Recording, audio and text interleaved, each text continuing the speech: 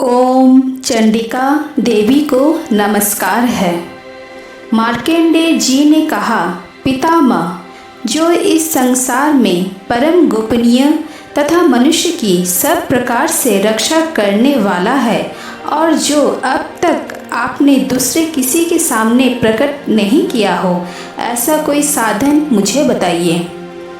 ब्रह्मा जी बोले, ब्राह्मण, ऐसा साधन तो एक देवी का कवच ही है, जो गोपनीय से भी परम गोपनीय, पवित्र तथा संपूर्ण प्राणियों का उपकार करने वाला है।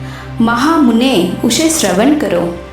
देवी की 9 मूर्तियां हैं, जिन्हें नवदुर्गा कहते हैं। उनके पृथक पृथक नाम बतलाए जाते हैं। प्रथम नाम शैलपुत्री है, दूसरी मूर्ति का नाम ब्रह्मचारिणी है, तीसरा स्वरूप चंद्र घंटा के नाम से प्रसिद्ध है, चौथी मूर्ति को कुसमांडा कहते हैं, पांचवी दुर्गा का नाम स्कंद माता है, देवी के छठे रूप को कात्यायनी कहते हैं, सातवां कालरात्रि और आठवां स्वरूप महागौरी के नाम से प्रसिद्ध है, नवीं दुर्गा का नाम सिद्धिदात्री है। ये सब नाम सर्वज्ञ महात्मा वेद भगवान के द्वारा ही प्रतिपादित हुए हैं। जो मनुष्य अग्नि में जल रहा हो, रणभूमि में शत्रु से घिर गया हो, विषम संकट में फंस गया हो तथा इस प्रकार भय से आतुर होकर जो भगवती दुर्गा की शरण में प्राप्त हुए हो, उनका कभी कोई अमंगल नहीं होता। युद्ध समय संकट में पड़ने पर भी उनके ऊपर कोई विपत्ति नहीं दिखाई देती। उनके शोक, दुख और भय की प्राप्ति नहीं होती। जिन्होंने भक्ति पूर्वक देवी का स्मरण किया है, उनका निश्चय ही अभ्युदय होता है। देवेश्वरी, जो तुम्हारा चिंतन करते हैं, उनकी तुम निस्संदेह रक्षा करती हो। चामुंडा देवी प्रेत पर आरूढ़ होती है, बाराही भैंसे पर सवारी करती है, इंद्री का वाहन ऐरावत हाथी है, वैष्णवी देवी गरुड़ पर ही आसन जमाती है, माहेश्वरी वृषभ पर आरूढ़ होती है, कौमारी का मयूर है, भगवान विष्णु की प्रियतमा लक्ष्मी देवी कमल के आसन पर विराजमान है और हाथों में कमल धारण किए हुए हैं। वृषभ पर आरूढ़ ईश्वरी देवी ने श्वेत रूप धारण कर रखा है। ब्राह्मी देवी हंस पर बैठी हुई है और सब प्रकार के आभूषणों से विभूषित है। योग शक्तियों से संपन्न है। इनके सिवा और भी बहुत सी देवियां हैं, जो अनेक प्रकार के आभूषणों की शोभा से युक्त तथा अन्य नाना प्रकार के रत्नों से सुशोभित है। ये संपूर्ण देवियां क्रोध से भरी हुई है और भक्तों की रक्षा के लिए रथ पर बैठी दिखाई देती है। ये शंख, चक्र, गदा, शक्ति, हल और मुसल, खेटक और तोमर, परशु तथा पास, कुंत और केश-त्रिशूल एवं उत्तम सांड धनुष आदि अस्त्र शस्त्र अपने हाथ में धारण करती है। दैत्यों के शरीर का नाश करना, भक्तों को अभय दान देना और देवताओं का कल्याण करना, यही उनके शस्त्र धारण का उद्देश्य है। महान रुद्र रूप, अत्यंत घोर पराक्रम, महान बल और महान उत्साह वाली देवी, तुम महान भय का नाश करने वाली हो, तुम्हें नमस्कार है। तुम्हारी ओर देखना भी कठिन है। शत्रुओं का भय बढ़ाने वाली जगदम्बिका, मेरी रक्षा करो। पूर्व दिशा में इंद्री, इंद्र शक्ति, मेरी रक्षा करे। अग्नि कोण में अग्नि शक्ति, दक्षिण दिशा में बाराही तथा नैऋत्य कोण में खड्ग धारिणी, मेरी रक्षा करें। पश्चिम दिशा में वारुणी और वै कोण में वृग पर सवारी करने वाली देवी मेरी रक्षा करें। उत्तर दिशा में कौमारी और ईशान कोण में शूलधारिणी देवी रक्षा करें। ब्राह्मणी, तुम ऊपर की ओर से मेरी रक्षा करो और वैष्णवी देवी नीचे की ओर से मेरी रक्षा करें। इसी प्रकार सबको अपना वाहन बनाने वाली चामुंडा देवी दसों दिशाओं में मेरी रक्षा करे। जया आगे से और विजया पीछे की ओर से मेरी रक्षा करें। वाम भाग में अजिता और दक्षिण भाग में अपराजिता रक्षा करें। उद्योतिनी शिखा की रक्षा करें। उमा मेरे मस्तक पर विराजमान होकर रक्षा करें। ललाट में मालाधरी रक्षा करें और यशस्विनी देवी मेरी भौं का संरक्षण करें। भौं का मध्य भाग में त्रिनेत्रा और नथुनों की यमघंटा देवी रक्षा करें। कानों में द्वारवासिनी रक्षा करें। कालिका देवी कपालों की तथा भगवती सांकरी कानों के मूल भाग की रक्षा करें। नासिका में सुगंधा और ऊपर की ओठ में चर्चिका देवी रक्षा करें। नीचे की ओठ में अमृत कला तथा जिह्वा में सरस्वती रक्षा करें। कौमारी दांतों की और चंडिका कंठ प्रदेश की रक्षा करें। चित्रघंटा गले की घंटी और महामाया तालु में रहकर रक्षा करें। कामाक्षी ठोटी की और सर्वमंगला मेरी वाणी की रक्षा करें। भद्रकाली ग्रीवा में और धनुधरी पृष्ठवंश में रहकर रक्षा करें। कंठ के बाहरी भाग में नीलग्रीवा और कंठ की नली में नल कुबेरी रक्षा करें। दोनों कंधों में खड्गिनी और मेरी दोनों भुजाओं की वज्रधारिणी रक्षा करें। दोनों हाथों में दंडनी और उंगलियों में अंबिका रक्षा करें। सुलेश्वरी नौखों की रक्षा करें। कुलेश्वरी कुक्षी यानी पेट में रहकर रक्षा करें।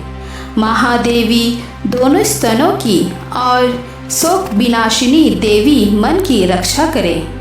ललिता देवी हृदय में और शूलधारिणी उदर में रहकर रक्षा करें।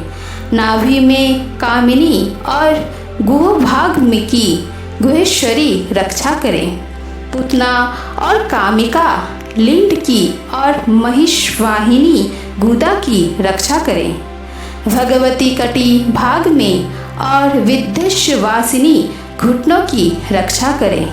संपूर्ण कामनाओं को देने वाली महाबला देवी दोनों पिंडलियों की रक्षा करें। नारसिंही दोनों घुटियों की और तेजस्वी देवी दोनों चरणों की पृष्ठभाग की रक्षा करें। श्री देवी पैरों की उंगलियों में और तलवासिनी पैरों के तलों में रहकर रक्षा करें।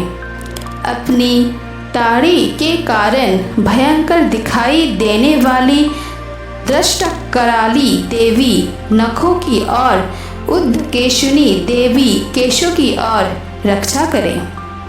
रोमा वालियों के छिद्रों में कोवेरी और त्वचा की वागेश्वरी देवी रक्षा करें। पार्वती देवी रक्त मज्जा वसा मांस हड्डी और मेद की रक्षा करे। आतों की कालरात्रि और पित्त की मुकुटेश्वरी रक्षा करे। मूलाधार आदि कमल कोशों में पद्मावती देवी और कफ में चूड़ामणि देवी स्थित होकर रक्षा करें। नख के तेज की ज्वालामुखी रक्षा करें, जिसका किसी भी अस्त्र से भेदन नहीं हो सकता। वो अभेदा देवी शरीर की समस्त संधियों में रहकर रक्षा करें। ब्राह्मणी आप मेरे वीर्य की रक्षा करें। छत्रेश्वरी छाया की तथा धर्मधारिणी देवी मेरे अहंकार मन और बुद्धि की रक्षा करें।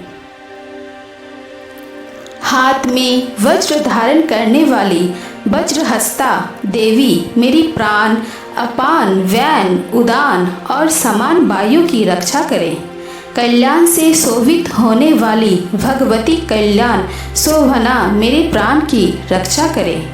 रस रूप गंध शब्द और स्पर्श इन विषयों का अनुभव करते समय योगिनी देवी रक्षा करें तथा सत्व गुणों रजोगुणों और तमोगुणों की रक्षा सदा नारायणी देवी करें। 12 ही आयु की रक्षा करे, वैष्णवी धर्म की रक्षा करे तथा चक्रनी देवी यश कीर्ति लक्ष्मी धन तथा विद्या की रक्षा करे। इंद्राणी आप मेरे गोत्र की रक्षा करें। चंडिके तुम मेरे पशुओं की रक्षा करो। महालक्ष्मी पुत्रों की रक्षा करे और भैरवी पत्नी की रक्षा करे। मेरे पद की सुपथा तथा मार्ग की क्षेमकरी रक्षा करे। राजा के दरबार में महालक्ष्मी रक्षा करे तथा सब और व्यक्त रहने वाली विजया देवी संपूर्ण भयों से मेरी रक्षा करे। देवी जो स्थान कवच में नहीं कहा गया है अतएव रक्षा से रहित है, वो सब तुम्हारे द्वारा सुरक्षित हो, क्योंकि तुम विजयशालिनी और पाप नाशिनी हो। यदि अपने शरीर का भला चाहे तो मनुष्य बिना कवच के कहीं एक पग भी न जाए। कवच का पाठ करके ही यात्रा करे। कवच के द्वारा सब और से सुरक्षित मनुष्य जहाँ जहाँ भी जाता है वहाँ वहाँ उसे धन लाभ होता है तथा संपूर्ण कामनाओं की सिद्धि करने वाली विजय की प्राप्ति होती है। वो जिस जिस अभिष्ट वस्तु का चिंतन करता है उसको निश्चय ही प्राप्त कर लेता है। वो पुरुष इस पृथ्वी पर तुलना रहित महान ऐश्वर्य का भागी होता है। कवच से सुरक्षित मनुष्य निर्भय हो जाता है। युद्ध में उसकी पराजय नहीं होती तथा वह तीनों लोकों में पूजनीय होता है। देवी का ये कवच देवताओं के लिए भी दुर्लभ है। जो प्रतिदिन नियम पूर्वक तीनों संध्याओं के समय श्रद्धा के साथ इसका पाठ करता है उसे देवी कला प्राप्त होती है तथा वो तीनों लोकों में कहीं भी पराजित नहीं होता। इतना ही नहीं, वो अपमृत्यु से रहित हो 100 से भी अधिक वर्षों तक जीवित रहता है। मकड़ी, चेचक और कोढ़ आदि उसकी संपूर्ण व्याधियां नष्ट हो जाती है। कनेर, भाग, अफीम, अधूरे आदि का स्थावर विष, शाप और बिच्छू आदि के काटने से चढ़ा हुआ विष तथा अहिफेन और तेल के संयोग आदि से बनने वाला कृत्रिम विष, ये सभी प्रकार के विष दूर हो जाते हैं, उनका कोई असर नहीं होता।